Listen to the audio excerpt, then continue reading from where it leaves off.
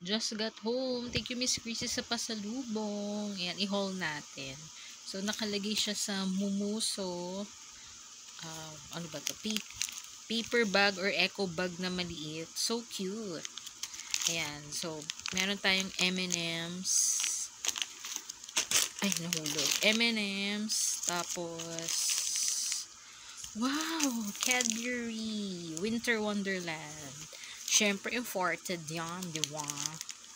Ayan. Tapos, meron pa tayong Asda. Ayan. Nakikita ko to palagi sa vlogs ni Miss Chrissy yung Asda. Fruit and nut milk chocolate.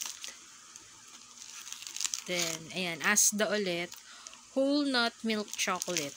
Asda. M&M's peanut. Wow.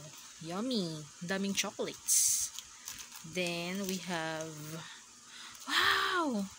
Ito yung kanyang lipstick. Yung lagi kong pinapansin sa mga LS and vlogs niya. Hydrating lipstick. Wow, thank you so much, Miss Chrissy. Yan, yung hydrating lipstick.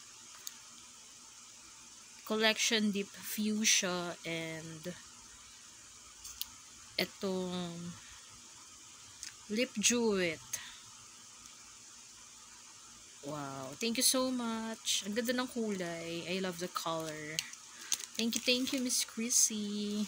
Ayan, baka may naiwan pa.